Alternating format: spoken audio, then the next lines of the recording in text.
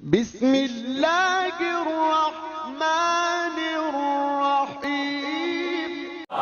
صل على محمد وآل محمد.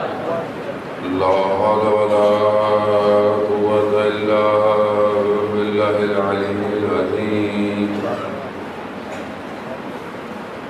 حسبنا الله ونعم الوكيل، نعم المولى ونعم النصير. أعوذ بالله من الشيطان الرجيم. بسم الله الرحمن الرحيم. الحمد لله الذي يؤمن الخائفين وينجي الصالحين ويجزاء المستكبرين ويهلك ملوكا ويستخلف آخرين. والصلاة والسلام على رسول الثقلين محبوب رب المشرقين والمغربين سيد الحسن والحسين نبينا سيدنا بالقاسم محمد. اللهم صل على محمد وآل محمد. وعلى آل الطيبين الطاهرين المعصومين، لا سيما بقية الله بالأرضين تغيب أرواحنا للتراب مقدم الفداء. ولعنة الله على أعدائهم أجمعين. بسم الله الرحمن الرحيم. رب اشرح لي صدري ويسر لي أمري واحلل عقدة من لساني يفقهوا قولي. أما بعد فقد قال رسول الله صلى الله عليه وآله وسلم: أفضل أعمال أمتي انتظار الفرج من الله عز وجل. صلوات محمد.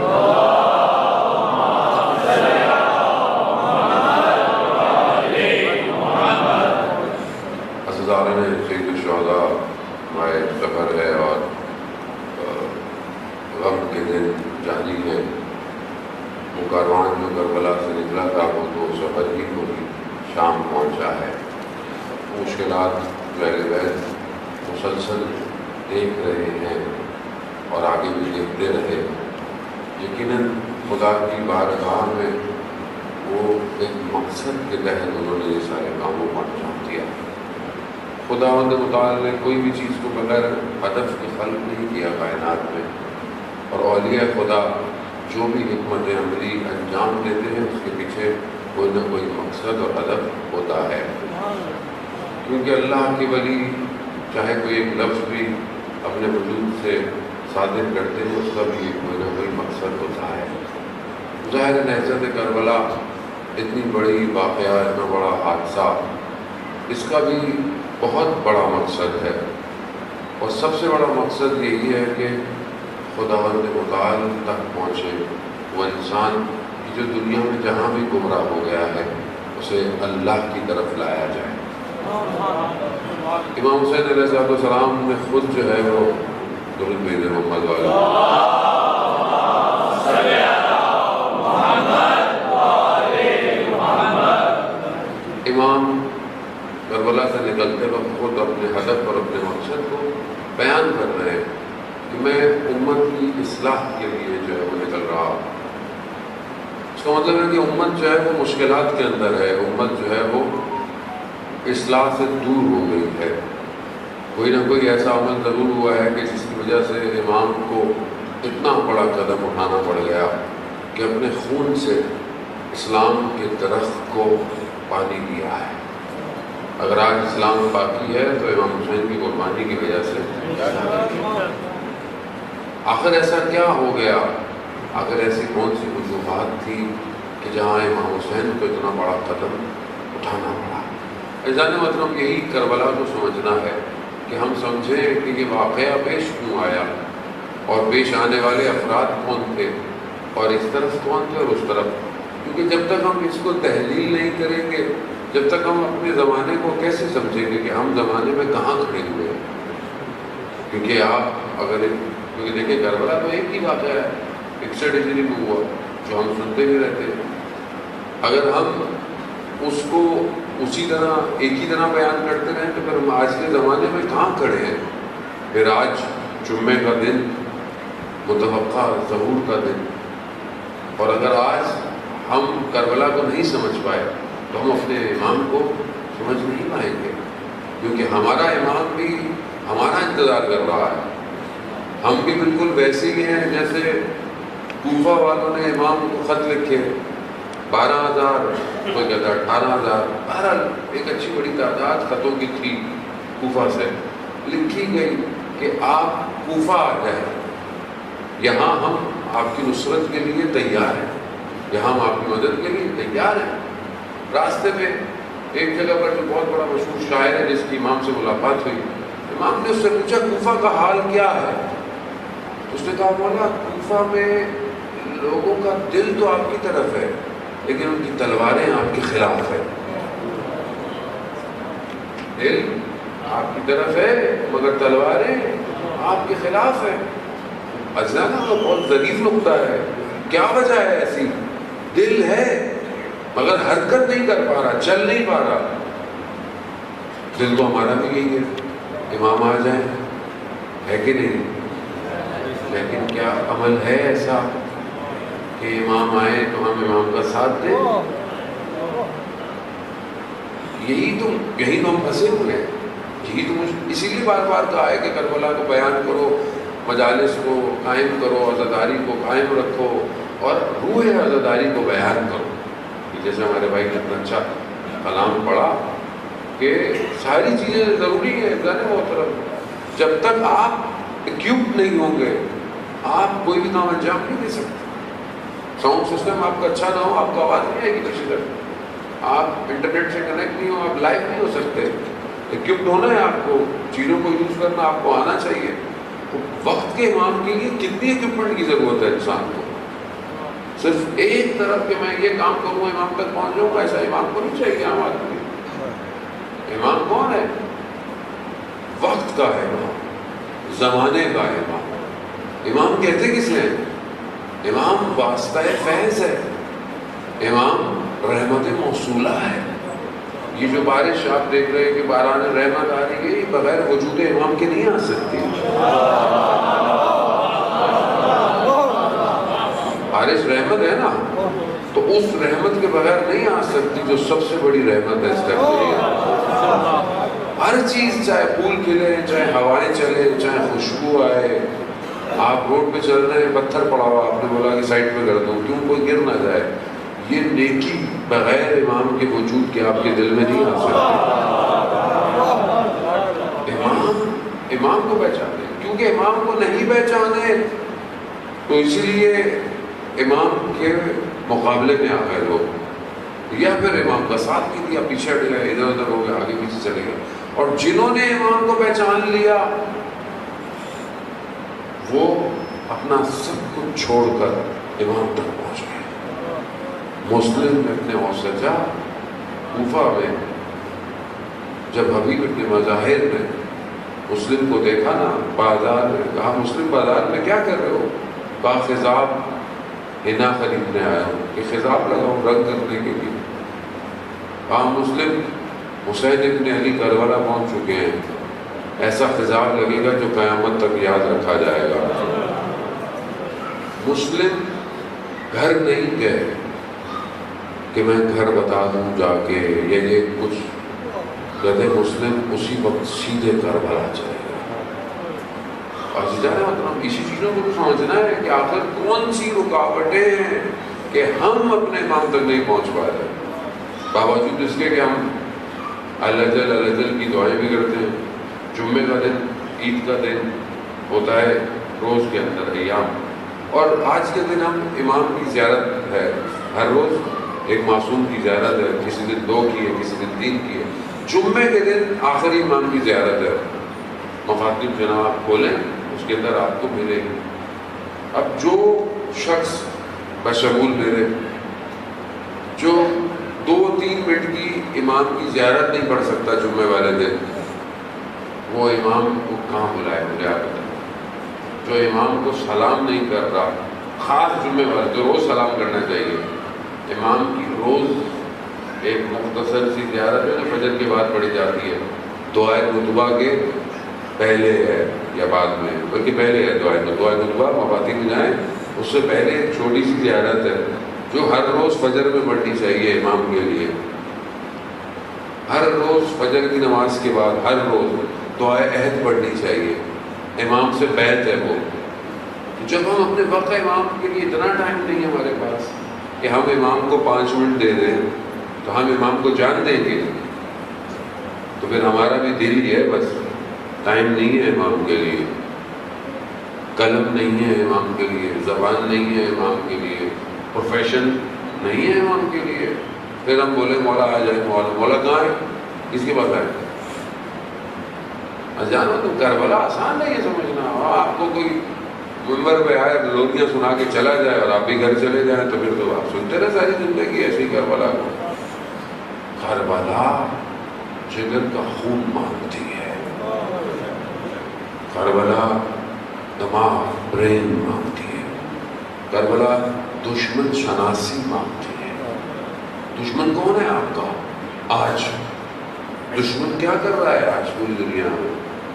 وہ اگر کربلا ایسے ہے تو انسان میں بہت زیادہ آپ کو سٹریس نہیں دوں گا، کیونکہ ویسے انسان بہت زیادہ پریشان ہے. تو کرونا نے زیادہ پریشان کیا، بارش کی وجہ سے میں معذرت بھی چاہتا ہوں کہ تاخیر ہو گئی، آتے آتے آپ کو زحمت اٹھانی پڑی. اجزان محترم، بہرحال امام تک پہنچنے کے لیے کچھ چیزیں ضروری ہیں. ہم کوشش کریں گے بہرحال تھوڑی دیر آپ کی خدمت میں اس کو جو ہے آپ کی خدمت میں بیان کروں. چند رابطے انسان کے بہت ضروری ہیں. کمیونیکیشن کا دور ہے، آپ کو پتہ ہے، بغیر کمیونیکیشن کی کوئی چیز ہو نہیں سکتی. آپ بہترین خوبصورت فون لے کے ڈیل کریں، سگنل ہی نہیں ہے تو کسی کام کا نہیں ہے. تو کمیونیکیشن ضروری ہے، یعنی کنیکٹ ہونا اپنے ہب سے بڑا ضروری ہے. اس طرح انسان کو بھی کمیونیکیشن کی ضرورت ہے. پہلا رابطہ انسان کا خدا کے ساتھ انسان کا رابطہ کیسا ہے، یہ بہت ضروری ہے. اب میں کیا خدا سے رابطے میں ہوں یا نہیں ہوں؟ اب آپ کہتے ہیں کہ میرے بڑے تعلقات ہیں، کس سے؟ بڑے شخص سے، بڑے آدمی سے. سب سے بڑا کون ہے اس کائنات میں؟ کتنا رابطہ ہے خدا کے ساتھ؟ تو وہ کہتا ہے کہ میں تمہارا کام کرا دوں گا، اور آپ کے D C we C A C کسی M L A M P سے تعلقات ہیں، آپ کہتے ہیں میں کام کرا دوں، میرے تعلقات ہیں. اور جب سارے دنیا کے دروازے بند ہو جائیں تو پھر انسان کو سمجھ لینا چاہیے اب وہ اس پہ ڈیپینڈ کرے گا جو کسی پہ ڈیپینڈ نہیں. آغاز العالمی فرماتے تھے، بہت بڑے عارف امام خمینی بھی ان کے گھر میں مجلس سننے جایا کرتے تھے. وہ کہتے تھے کہ ہر کے گرفتار یار است، کہ جو بھی پھنسا ہوا ہے مشکل میں، اصل میں خدا نے خود اس کو بچایا ہے. خدا خود چاہتا ہے. ہمارا رابطہ خدا سے کیسا ہے اجزاء محترم؟ مگر امام حسین علیہ السلام لا الہ الا اللہ کے لیے نہیں گئے کربلا. کتنا مضبوط رابطہ ہے کربلا میں امام کا اپنے رب کے ساتھ، کہ آخری وقت میں قرآن کی آیات کی جو صدائیں آ رہی ہیں، کب؟ جب امام عصر عاشور اپنے وجود کو خدا کی بارگاہ میں پیش کر رہے ہیں. کون سی صدائیں؟ یا ایھا النفس المطمئنہ ارجعی الی ربک، اے اطمینان پانے والے نفس. یہ رابطہ ہماری زندگی میں کہاں ہے سر؟ آپ بولے میں تو نماز پڑھتا ہوں مولانا صاحب. نماز تو دیکھیں، حضرت موسیٰ سے بھی پوچھا، پروردگار نے حضرت موسیٰ سے پوچھا موسیٰ میرے لیے کیا ہے؟ حضرت موسیٰ نے کہا نماز پڑھتا ہوں. کہا نماز تو موسیٰ تمہارے اپنے لیے ہے، تم اپنے دین کو بچانے کے لیے نماز ہے. تو نماز نہیں پڑھو گے تو بے دین ہو جاؤ گے. نماز تو تمہارے اپنے لیے، میرے لیے کیا ہے؟ کہا میں روزے رکھتا ہوں. کہا روزہ جو ہے وہ تو جہنم کی آگ سے سپیر ہے، یعنی شیلڈ ہے. روزے تو رکھتا ہے انسان، جہنم کی آگ سے بچائے گی وہ. میرے لیے کیا ہے؟ خدا کے لیے ہمارے پاس کیا ہے؟ جانے بہت جوان ہے ماشاء اللہ، سارے آپ بیٹھے ہوئے ہیں. خدا سے کتنی گفتگو ہے ہماری. خالق ہے کائنات کا، جس کے پاس سب کچھ ہو، جس کے قبضے میں سب کچھ ہو. ان اللہ علی کل شیء قدیر، ہر چیز کی قدرت اسی کے پاس ہے. رازق وہی ہے، خالق وہی ہے، ہر چیز اس کے پاس ہے. اس کے ساتھ میرا رابطہ کتنا ہے، میں اس سے کتنی باتیں کرتا ہوں. اور نماز جو میں پڑھتا ہوں تو اللہ تعالیٰ کو کی. اور ویسے بھی میں نماز پڑھتا ہوں سارے خیالات میری نماز میں ہی آتے ہیں، سارے ابھی کیا کرنا ہے، بعد میں کیا کرنا ہے، جو رہ گیا وہ کیا ہے. اور دعا بھی میری ایسی ہے، بس اٹھا اور نکل گیا. وہ سرگوشیاں، وہ مناجات خدا سے کہاں ہے. مولا متقیان حضرت علی ابن ابی طالب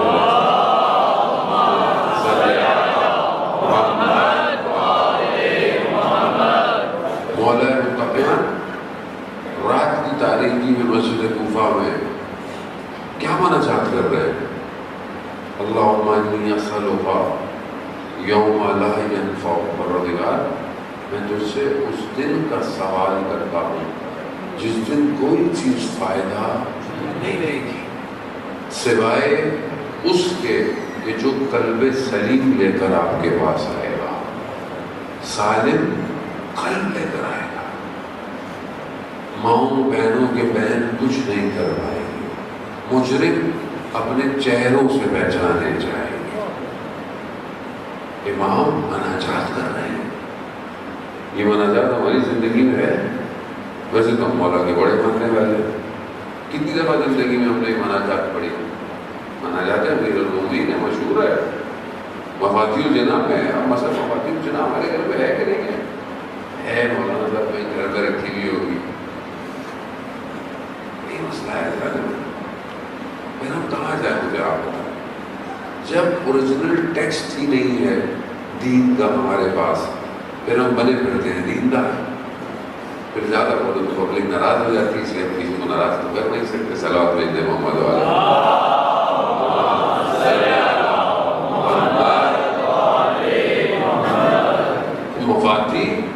مفاتیح الجنتریاں تو ماشاء اللہ لاہور سے نکلتی ہے آپ کے یہاں. جو کتاب لاہور سے نکلتی ہے سب کے گھر پہ ہے. جو نجف سے نکلی ہے وہ کسی کے گھر پہ نہیں ہے. مفاتیح الجنان شیخ عباس قمی کی ہے کون کے، لیکن نجف کے اندر دفن ہے. نجف کے عالم دین تھے. خلوص کتنا تھا، تعریف کی ہے انہوں نے کتاب. انہوں نے کمپائل کیا ہے. کیوں؟ جو اہل بیت نے دعائیں بتائی، مناجات بتائی، زیارت کے طریقے بتائے، اس کو جمع کیا ہے. اور آج آپ کے موبائل میں آپ کو کتاب خریدنے کی ضرورت نہیں ہے. آپ ڈاؤن لوڈ کر کے مفاتیح الجنان. گیم تو سارے ڈاؤن لوڈ ہو گئے موبائل کے اوپر. مفاتیح کون ڈاؤن لوڈ کرے؟ مولانا ٹائم کے ذرا بڑھنے کا. سارے گیم ڈلوا لیں. پھر گانے کا نام لوں گا تو پھر بچے پریشان ہو جائیں گے. مولانا گیم نام سارے آتے ہیں. مفاتیح انگلش میں بھی ہے، اردو میں بھی ہے، سب ہے. آپ ڈاؤن لوڈ کریں. شیخ عباس قمی کے والد مجلس سن کے ایک دفعہ آئے اور انہوں نے کہا کہ بیٹا جو شخص مجلس پڑھ رہا تھا، کیا مجلس پڑھ رہا تھا؟ زبردست. کاش بیٹا آپ بھی مجلس پڑھتے. وہ جو مجلس پڑھ رہا تھا اس کے ہاتھ میں ایک کتاب تھی، نفس المحمود. نفس المحمود کس کی ہے؟ شیخ عباس قمی کی ہے. شیخ عباس قمی نے یہ نہیں کہا کہ بابا کیا باتیں کر رہے ہیں، میری کتاب سے پڑھا ہے. کہا بابا میرے حق میں دعا کریں، میرے حق میں خلوص، اخلاص خدا کے لیے. دو طالب علم کہتے ہیں کہ رات کی تاریکی میں ہم نے دیکھا مشہد مقدس، جب اس میں روشنیاں نہیں ہوتی تھی، ہم دیواروں کو پکڑ پکڑ کے حرم جاتے تھے رات کو. اتنی تاریکی. ہم نے دیکھا کوئی شخص جا رہا ہے اور اس کے وجود سے روشنی نکلتی ہے اور پھر روشنی بجھ جاتی ہے، پھر نکلتی ہے، پھر وہ ہم قریب گئے تو ہم نے دیکھا شیخ عباس قمی ہے. ہم نے کہا ماجرا کیا ہے؟ کہا کہ جب میں لا الہ الا اللہ کہتا ہوں میرے وجود سے روشنی نکلتی ہے.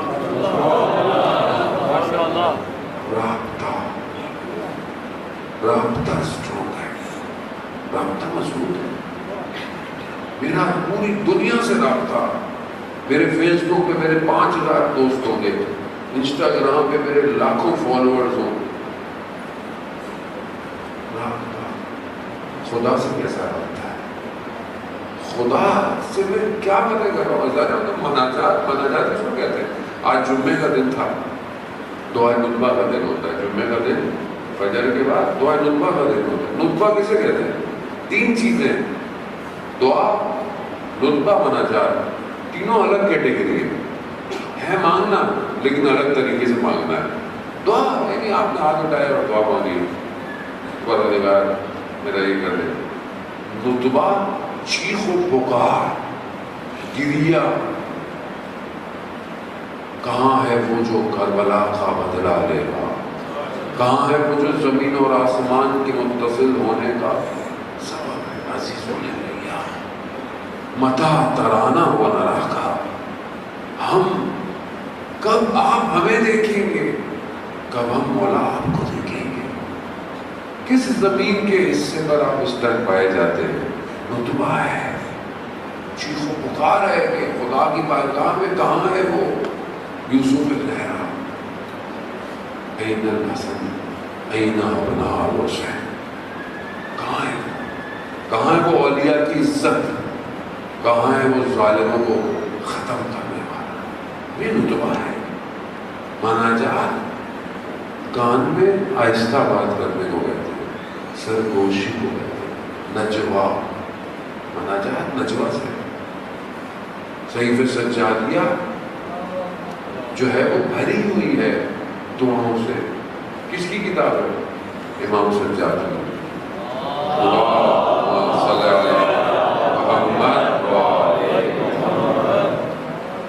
ہم نے کب زندگی میں کھولی؟ کتنی دعائیں پڑھی ہم نے صحیفہ سجادیہ سے. پھر ہم کہتے ہیں کہ کیوں نہ کوئی سچا. جب ہم خود امام کو نہیں پہچانا، ہم نے سارے محترم پھر کہاں امام کو بلا رہے ہیں؟ امام کو تو پہچانے پہلے. مناجات اب کتنی مناجات ہے؟ مناجات شعبانیہ. شعبان میں ضرور نہیں آپ شعبان میں پڑھیں، کبھی پڑھیں. دعا ابو حمزہ جو امام سجاد نے، یہ دعائیں ہمیں طریقہ بتا رہی ہیں کہ خدا سے رابطہ کیسے رکھنا ہے. مناجات شعبانیہ میں فراز ہے کہ قد حرکت الیک، میں تیری طرف دوڑتا ہوا آیا ہوں. خدا کی بات. وقفت الیک، اور تیرے سامنے کھڑا. اگر تو نے رسوا کر دیا تو کوئی کچھ نہیں دینے والا.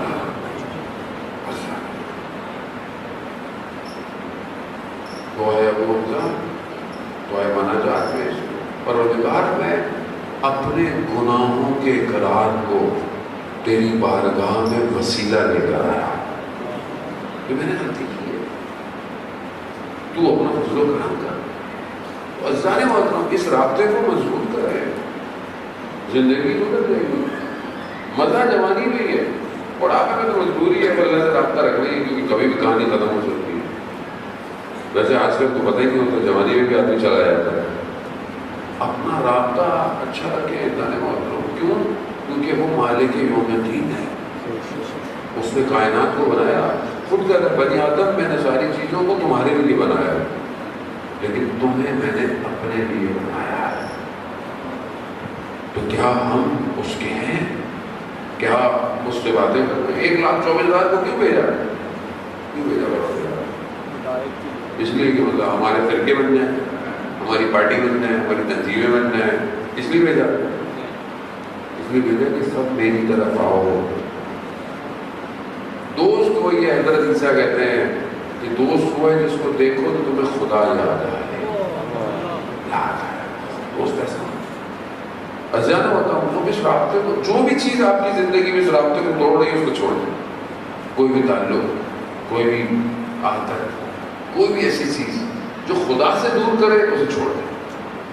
اس میں مذاق نہیں ہے. آپ بولے پروردگار نے مجھے بھیجا ضرور تمہاری دوستیوں کے لیے، مجھے عادتوں کے لیے نہیں بھیجا. حرام ہے چھوڑ دیں، خدا کو پسند نہیں. کتنا آسان ہے. خدا کے لیے قدم بڑھائیں. خدا خود کہتا ہے کہ میں 10 قدم بڑھاؤں. خدا کے ہو جائے. رجب علی خیاط ٹیلر تھے. ٹیلر خیاط کہتے ہیں ٹیلر کو، درزی کو. اصفہان میں درزی ہے. ایک دفعہ گھر کے اندر گئے، دیکھا کہ کوئی خاتون ہے اور انہوں نے غلط تقاضا کیا. گناہ کوئی نہیں دیکھ رہا، گناہ. انہوں نے کہا کہ میں دروازہ بند کر کے آتا ہوں. دروازہ بند کرنے گئے، کھول لیا. کہا پروردگار تیری خاطر دروازہ کھول کے باہر جا رہا ہوں، تو میری خاطر کیا کرے گا؟ کہتے ہیں جیسی دروازہ کھولا خدا نے عالم برزخ کھول دیا. وہ تو کہتا ہے تم کرو تو صحیح، میں تمہیں دوں گا. ایسا عالم برزخ کھولا کہ جب نجف میں مولا کے حرم چاہتے تھے زری سے جواب آتا تھا. بنی فیاض اس مقام پہ پہنچ گیا کہ کسی کو اور کا رابطہ اگر خراب ہوتا تھا تو بتا دیتے تھے کہ تمہارا رابطہ کیسے صحیح ہوگا اوپر والے سے. اس مقام پہ پہنچ گیا. عزیزان اس رابطے کو، اور یہ رابطہ صحیح نہیں ہو سکتا جب تک آپ کا دوسرا رابطہ صحیح نہ ہو. دوسرا رابطہ اللہ کے ولی سے رابطہ، حجت خدا سے رابطہ. کیوں؟ کیونکہ اس وقت نمائندہ زمین پر اللہ کا کون ہے؟ امام. امام سے رابطہ کیسا ہے؟ امام سے رابطہ کیسا؟ امام سے میں کتنی باتیں کرتا ہوں، پورا دن میرا گزر جاتا ہے، امام سے بات کرنے کی فرصت ملتی ہے؟ یا امام کی سلامتی کے لیے دعا کرتا ہوں؟ اب آپ بولے امام کو کیا ضرورت ہے میری دعا کروں؟ امام کو ضرورت نہیں ہے، مجھے ضرورت ہے کہ ان کروڑوں اربوں لوگوں میں میرا نام لکھا جائے کہ جو امام کی سلامتی کی دعا کر رہا ہے. امام کی سلامتی کا صدقہ کیوں؟ تاکہ میرا نام لکھا جائے کہ یہ اپنی سلامتی سے پہلے امام کی سلامتی کا صدقہ دیتا ہے. امام سے رابطے کو آیت اللہ شمس الدین بیان کرتے ہیں ایک جوان کا واقعہ جو پیرس میں پڑھتا تھا اور کچھ سال کے لیے گیا تھا ایران سے، لیکن شہر مہنگا تھا تو شہر میں رہ نہیں سکتا تھا. شہر سے 1-2 گھنٹے کی مسافت پہ رہتا تھا. آخری اس کے پیپرز تھے اور اسے ڈگری لینی تھی اور واپس جانا تھا. جب اس کے پیپر کا آخری جو اس کے لیے بہت ضروری تھا، اپنے ٹاؤن سے نکلا، بس پہ بیٹھا. ایک ہی بس جاتی تھی صبح جو 1-2 گھنٹے میں پہنچاتی تھی. صبح اس کا پیپر تھا، جیسی بس پہ بیٹھا بس تھوڑی دیر چلی اور بس خراب ہو گئی. اب اس نے بہت کوشش کی ڈرائیور نے، لیکن اس نے کہا کہ بس صحیح نہیں ہو سکتی، کسی کو بلانا پڑے گا. تو بس ابھی پریشان ہائی وے پہ گیا کہ کوئی سواری مل جائے، کچھ نہیں ملا. اب اتنی اس کی محنت تھی پچھلے 2 سالوں کی یا چند سالوں کی کہ وہ ضائع ہو جائے گی.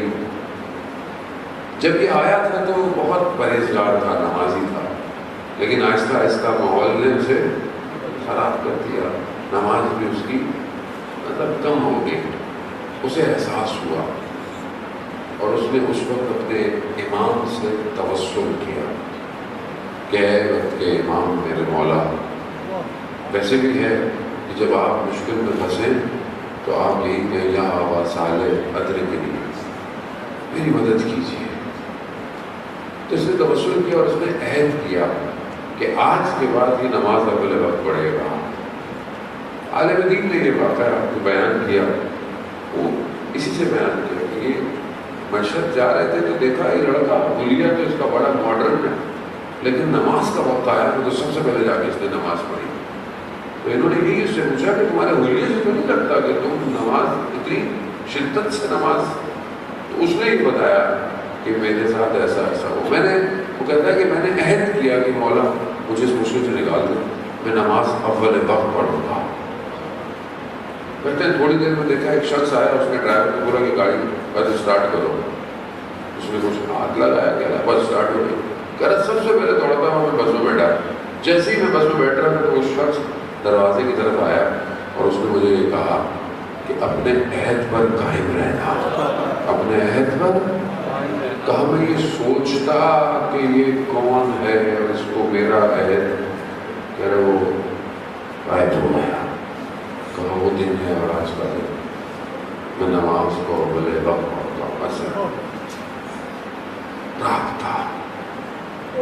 رابطہ ضعیف ہو کہاں بلائیں گے امام؟ رابطہ ضعیف تھا. لوگوں نے خط لکھے مولا آ جائے، مولا آئے کر بولا. کتنے لوگ آئے کر بولا؟ پیاسا شہید ہو گیا زہرا کا لال. لوگ اپنے گھروں میں بیٹھے رہے. آج بھی یوسف زہرا محبت کے پردے میں ہماری طرف دیکھتا ہے، کیونکہ ہمارا رابطہ کمزور ہے۔ اگر آج ہمارا رابطہ ہو جائے، ہمیں ظہور کے انتظار کی ضرورت نہیں، ہمارے لیے ظہور ہو جائے گا۔ آج بھی میں ایسے جوانوں کو جانتا ہوں کہ جو اپنی زندگی کو ویسے ہی گزار رہے جیسے ظہور میں گزاریں گے۔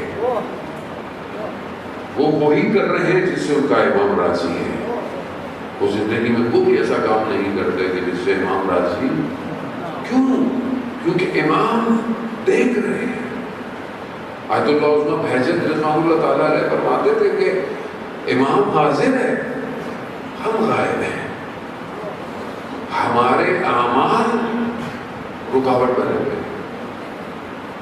کہا کہ یہ جو ہم اپنی زبان سے لفظ نکالتے ہیں، کہا کہ میری کان میں جو تمہاری بات آ رہی ہے، اس سے پہلے کہ میں سنوں، امام تمہاری بات کو سنتا ہے۔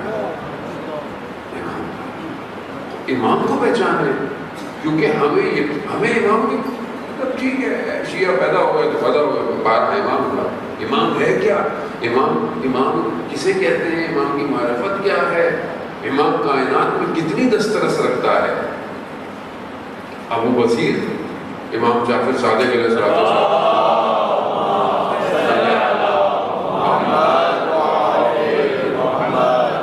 ابو بصیر امام جعفر صادق کا شاگرد ہے، کوفہ میں رہتا ہے، قرآن کی تعلیم، قرآن پڑھاتا ہے، تفسیر کا درس دیتا ہے، کہیں خواتین کو درس دے رہا تھا، کسی جگہ نامحرم سے تھوڑی زیادہ گفتگو ہوئی، تھوڑی ہنسی مذاق ہو گئی۔ جب مدینے پہنچا کچھ عرصے کے بعد تو امام نے کہا، ابو بصیر نامحرموں سے گفتگو کرتے ہوئے احتیاط کیا کرو۔ امام کہاں ہے؟ مدینہ۔ ابو بصیر مولا آپ کو کیسے پتہ چلتا ہے یہ سب؟ کہ کائنات آپ کے لیے کیا ہے؟ جب سامنے ایک ظرف، ایک برتن میں کھانا رکھا ہو تمہارے، تو تم اسے جہاں سے بھی چاہو کھاؤ۔ کائنات ہمارے لیے بالکل ایسے ہی ہے۔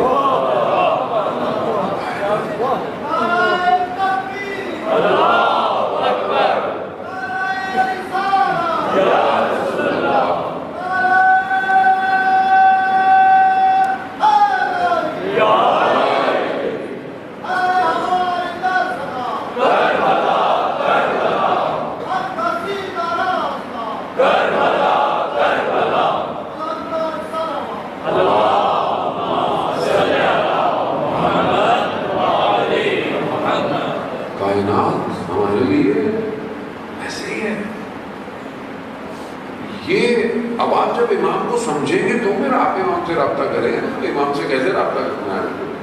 امام کے لیے کیا کرنا ہے؟ بہت درم محترم، اب امام سے رابطہ صحیح کرنا ہے، اللہ سے رابطہ صحیح کرنا ہے تو نمائندے سے رابطہ صحیح کرنا ہے۔ نمائندے سے رابطہ صحیح کرنا ہے تو پھر جو نمائندے سے محبت کرتے ہیں ان سے رابطہ صحیح کرنا ہے۔ یہ کمیونیکیشن اسٹیپ بائی اسٹیپ ہے۔ زیادہ محترم ایسا نہیں ہے میں مسجد میں آ جاؤں اللہ اللہ اللہ اللہ اللہ وہ سجدے کر رہا ہوں اور باہر نکل کے کچھ بھی کر رہا ہوں تو کچھ بھی فائدہ نہیں ہے۔ بندہ چاہے مسجد میں ہو، چاہے بازار میں ہو، چاہے گھر میں ہو، بندہ لگے بندہ ہے۔ یہ نہیں کہ مسجد میں تھوڑا ہاں جی السلام علیکم کیسے ہیں آپ کے حال اندر، باہر دکان میں گیا کم تول دیا، جھوٹ بول دیا، چوری کر لی، غیبت کر لی، یہ بندہ نہیں ہے۔ بندہ وہی ہے جو ہر وقت بندہ ہے۔ مومن مرآت المومن، مومن مومن کا آئینہ ہے۔ اب اگر امیر المومنین سے رابطہ اچھا رکھنا ہے تو مومن سے رابطہ اچھا رکھنا ہے۔ اب آپ بولے کہ میں مولا آپ کے لیے مولا مدن کے جانے والوں سے کیسے ہوتے ہیں؟ تو آئیے، شخص کہتا ہے احواز کا رہنے والا تھا، چھٹے امام کی خدمت میں پہنچا، کہا مولا وہ جو گورنر ہے نا ہمارے شہر کا، وہ آپ کا جانے والا ہے، اور اس سال میرا کاروبار اچھا نہیں ہوا تو میرے پاس پیسے نہیں ہیں کہ میں مالیات یعنی ٹیکس جو گورنمنٹ کو دیتے ہیں وہ ادا کروں. تو وہ آپ کا چاہنے والا ہے، اگر آپ کچھ لکھ دیں گے تو وہ میرا شاید ہو سکتا ہے کہ ٹیکس معاف کر دے، کیونکہ میرے پاس میں دیتا لیکن میرے اس سال کاروبار اچھا نہیں ہوا. امام نے کہا، امام نے خط لکھا، امام نے لکھا کہ اس کو خوش کر دو، خوش کر دو، بس یہ لکھا. گیا، اسے پتہ چلا کہ امام کا خط آیا ہے. وہ ننگے پاؤں دوڑتا ہوا آیا، اس نے خط کو چوما، لانے والے کو چوما، آؤ بیٹھو. خط کھولا، امام نے کہا کہ یہ اس کو خوش کرو. انہوں نے تمہارا کیا کہا؟ کہا ایسے ایسے. اس نے راتی کو بلایا، کہا کہ اس کا جو بھی حساب ہے اس کو ختم کرو، کاٹو. پھر اپنے منشی کو بلایا، کہا کہ میری جائیداد کے 2 حصے کرو، ایک حصہ اس کو دے دو. اور وہ شخص کہہ رہا ہے کہ کیا کر رہے ہیں آپ؟ کہا خوش ہو گئے. کہا یہ تو آپ نے مجھے بہت خوش کر دیا. جس کارپیٹ پہ کھڑا ہوا تھا کہا اس کو بھی فولڈ کرو، یہ بھی اسی کو دے دو، کیونکہ اسی میں اس نے مجھے خط دیا. اللہ کیوں؟ کیونکہ امام نے کہا ہے خوش کرو. جب وہ شخص دوبارہ امام کی خدمت میں پہنچا تو امام نے کہا کہ اسے کہ اس نے تمہیں تو خوشحال کیا ہی کیا، اس نے ہمیں بھی خوش کیا ہے. عزیزان محترم، امام سے رابطہ کیسے اچھا ہو؟ جب تک امام کے چاہنے والوں کو آپ نے ناراض رکھا ہوا، کیسے ہم امام سے رابطہ رکھیں گے؟ مومن سے ناراض گھوم رہا ہے، محلے میں ایک دوسرے سے ناراضگی، مسجد میں ناراضگی، ماتم والا نمازی سے ناراض ہے، انجمن والا ٹرسٹ سے ناراض ہے، ٹرسٹ والے مدر کسی اور سے ناراض ہے، مولانا سے ناراض ہے، ذاکر سے ناراض گھوم رہا ہے، نوا خان سے ناراض ہے. ایک منٹ امام بارے کہتی ہے ہمارا پروگرام اچھا ہو، وہ کہتی ہے ہمارا پروگرام اچھا ہو. کیا ہے؟ کہاں بلائیں گے امام کو؟ کہاں ہے امام؟ مومن کی حرمت کعبے کی حرمت سے افضل ہے. کیا ہم مومن کی حرمت رکھتے ہیں؟ کیا ہم ایک دوسرے کا خیال رکھتے ہیں؟ کیا ہم گھر میں ایک دوسرے کا احترام کرتے ہیں؟ ماں باپ کا احترام اولاد کرتی ہے؟ آج کل نہیں کرتی. قرآن کہتا ہے اف اف نہ کہو. چھٹے امام کہتے ہیں اگر اس سے بھی کوئی کم لفظ ہوتا تو اس قرآن اس کو بھی لے آتا. اس سے کم لفظ نہیں ہے کوئی ماں باپ کے لیے. اف. جب ماں باپ کا احترام نہیں کر رہے تو امام کا کیسے احترام؟ میاں بیوی آپس میں ایک دوسرے کے ساتھ بہرحال مومن تو ہے، جو رشتہ آپ کا اپنی جگہ، لیکن وہ احترام تو ہے، اس کو مد نظر رکھا ہے. خاندان، بہن بھائی، رشتے دار. مسلح پہ خاتون بیٹھی رہتی ہے، چلے کاٹتی رہتی 40 دن کے، اور اخلاق رشتے داروں کے ساتھ کیسا ہے، شوہر کے ساتھ کیسا ہے، بچوں کے ساتھ رویہ کیسا ہے ہمارا. یہ بچے میں اللہ بیٹھے ہوئے امام کے بھائی، ان کے ساتھ رویہ کیسا ہے ہمارا. یہاں اہل بیت کا گھر، یہاں بچہ آیا، یہاں وہ کائنات کی شہزادی کیا کہتی ہے، یا قرۃ عینی، اے میرے آنکھوں کی ٹھنڈک، وہ ثمرۃ فؤادی، یہ ثمرات ہے، یہ پھل ہے.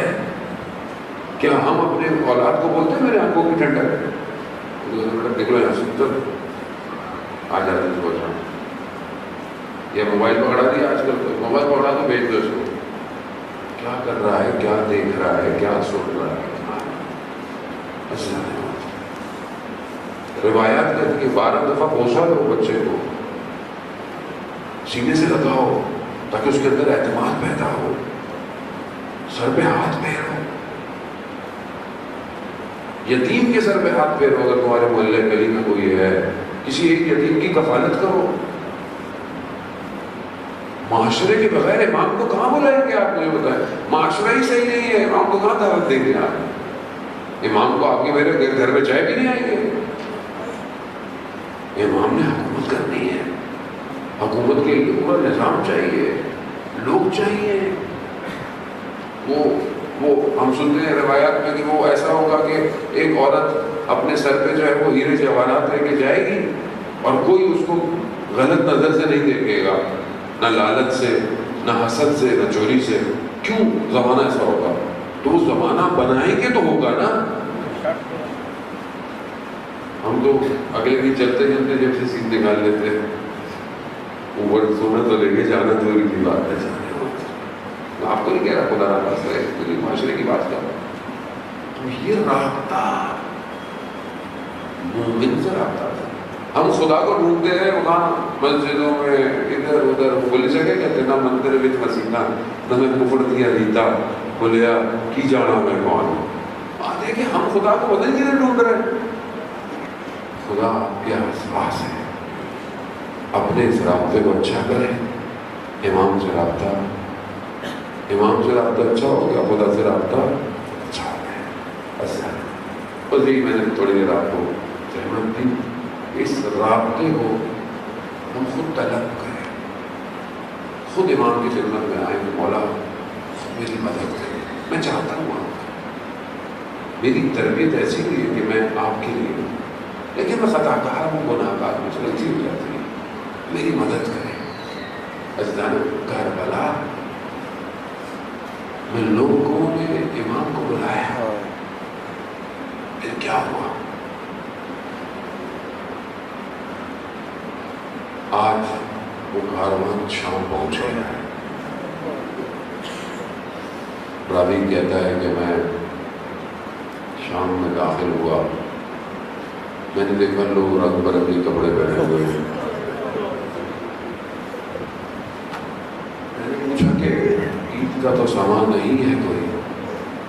کہا نہیں، کسی نے بغاوت کی تھی، ان کو مار دیا گیا ہے اور ان کے عورتوں کو، بچوں کو اسیر بنا کے لایا ہے۔ میں نے جا کر دیکھا جو سر نیزوں پر تھے وہ چہرے جانے پہچانے تھے۔ میں دوڑتا ہوا جب آگے جا کے دیکھا تو میں نے ہاتھ میں رسیاں، گلے میں توق۔ میں نے کہا مولا یہ کیا ہو گیا؟ کہا اس کا وقت نہیں، تمہارے پاس کچھ پیسے ہیں؟ کہا یہ جن کے ہاتھ میں نیزے ہیں ان کو دو اور انہیں کہو تھوڑے آگے ہو جائیں تاکہ لوگوں کی نگاہیں میری ماں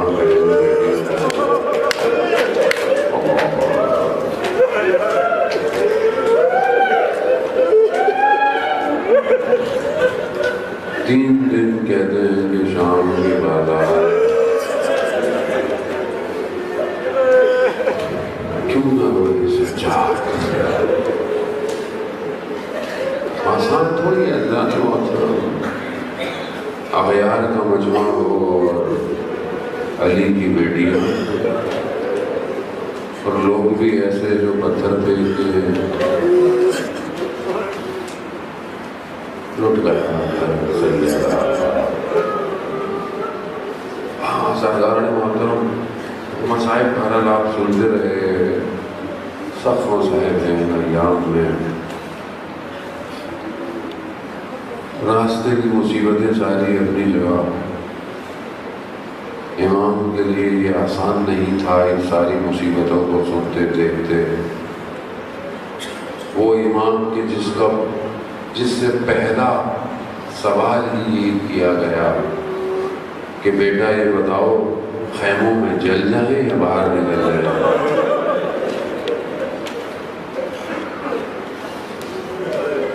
میں آیت اللہ جوادی آملی کو سن رہا تھا، آیت اللہ جوادی آملی بتا رہے تھے کہ یہ جو خیمے لگے ہوئے تھے نا، خیمے، ان سب خیموں میں ایک خیمہ سب سے آگے تھا، اس کو کہتے تھے دارالخیمہ، سب سے بڑا خیمہ تھا۔ یہ جتنے بھی بدن آئے نا، لاشیں، یہ اس خیمے میں آتے تھے۔ روز عاشورہ صبح خیموں کی طرف خندق کھودی گئی، خندق کھود دی گئی تاکہ دشمن پیچھے سے خیموں پہ حملہ نہ کرے۔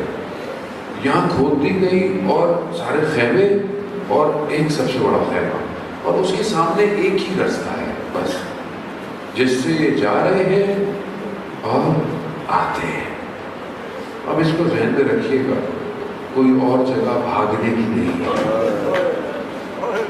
جب عصر عاشور امام شہید ہو گئے، ایک ہی راستہ، دشمن کا لشکر آ رہا ہے۔ اب یہ بچے بھاگے تو کہاں بھاگے؟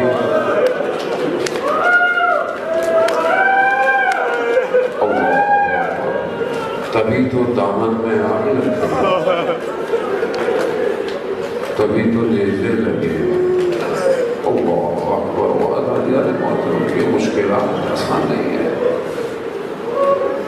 بعض بیان کرتے ہیں کہ خیمے میں ایک خاتون کبھی جاتی ہے کبھی باہر آتی ہے، کبھی جاتی ہے کبھی باہر آتی ہے۔ میں نے سمجھا کوئی بہت قیمتی چیز ہے خیمے میں، دیکھا تو ایک بیمار ہے۔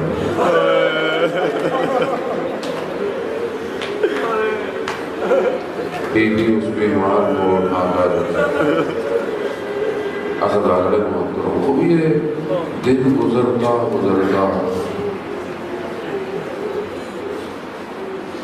شام غریبہ ان میری شہزادی بچوں کو جمع کر رہی ہے، ایک بچی نہیں مل رہی۔ مقتل اسے کہتے ہیں جہاں گلشن زہرا کے پھول اجڑے پڑے تھے،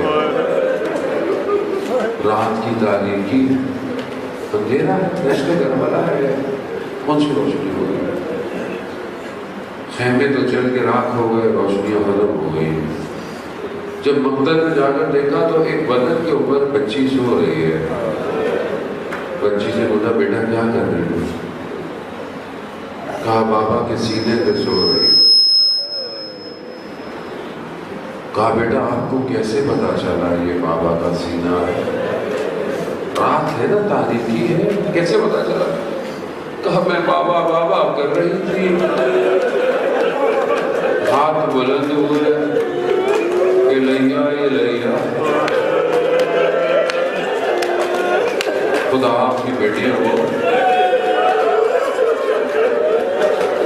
آپ کی بھی بیٹیاں ہوں گی، بیٹیاں سینے میں سوتی ہیں۔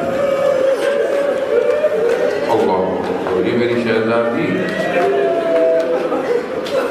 بس کیا بتایا دادارہ نے محترم، بس یہ بیٹی جو رات کو سینے پہ سوئی، اب رات ہے، اسے پتہ ہی نہیں کیا ہوا کیسے ہوا۔ جب 11 محرم کو کاروان کو مقتل کے پاس سے گزارا نا، انہی بکھرے ہوئے زیارت نائیہ میں میرا مولا بھی کہتا ہے نا، میرا سلام ہو ان بدنوں پر جو دشت کربلا میں بکھرے رہے۔ جب گزارا، امام سجاد نے جب اپنے بابا کے بدن کو دیکھا نا، تو اس سے پہلے کہ روح نکلتی، بی بی زینب نے اپنے آپ کو نیچے گرا دیا۔ بدن ایسا ہے،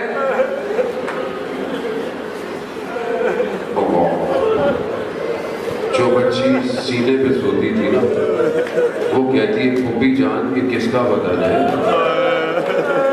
اللہ، ہاں بس آخری جملے آپ سے جب چند دن بعد 13 محرم کو غالباً کہتے ہیں، جب بنی اسد قبیلہ جو ہے وہ ان لاشوں کو دفنانے کے لیے، کچھ قبریں کہتے ہیں کھدی ہوئی تھیں، کس نے کھودی نہیں پتا۔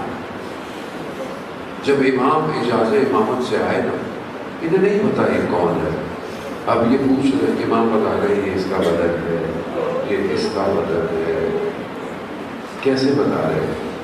سر تو ہے ہی نہیں، مگر امام امام جانتے ہیں یہ کس کس کا بدن ہے۔ سلام ہو امام سچا، کسی کا بھائی مر جائے نا تو دوست جنازہ اٹھانے نہیں دیتے، پیچھے پیچھے چلتے، اور اگر باپ مر جائے تو سارے کام دوست کرتے ہیں، رشتے دار کرتے ہیں۔ غربت ہے امام سچا، ایک ایک کر کر بھائیوں کو، چچا کو، ایک بدن پہ آئے نا، ایک بدن ایسا کہاں تک جاؤ، بس ادالار محترم۔ اب آپ سوچیں کہ امام 35 سال 40 سال کیوں روتا رہا؟ وہ کہتے ہیں اپنے بابا کے بدن کو امام نے اٹھایا نہیں ہے، سمیٹا، تلوار، نیزے، تیر، پتھر، لکڑیاں اور گھوڑوں کی ٹانگوں نے بدن کو وہ کر دیا کہ میرے مولا نے اپنے بابا کے بدن کو سمیٹا ہے۔ جب اتارا نا قبر کے اندر تو میرے مولا نے کہا کہ کربلا تو کتنی خوش قسمت زمین ہے، حسین ابن علی تیرے دامن میں چھو رہا ہے۔ ہاں دادا محترم، بس خدا آپ کے بھی ابا اجداد کو، آپ کے بھی والد کا سایہ آپ کے اوپر قائم رکھے۔ موت تو برحق ہے، ایک نہ ایک دن تو آنی ہے، لیکن آپ نے دفنایا بھی ہوگا، لوگوں کو دیکھا ہوگا کہ جب کسی کو قبر میں دفناتے ہیں تو پہلا کام کیا کرتے ہیں؟ کفن کے بند کھولتے ہیں۔ دوسرا کام کیا کرتے ہیں؟ گردن کو قبلہ رخ کرتے ہیں۔ یہاں میرا امام جھکا، کٹی ہوئی رگوں کو بوسہ دیا، بس بند کیا۔ یہ حسین ابن علی کی قبر ہے، جسے پیاسا شہید کہتے ہیں کہ امام نے ٹوٹے ہوئے تیروں کو، نیزوں کو زمین پہ ہٹانا شروع کیا۔ کہا مولا کیا ڈھونڈ رہے ہیں؟ کہا ایک انگلی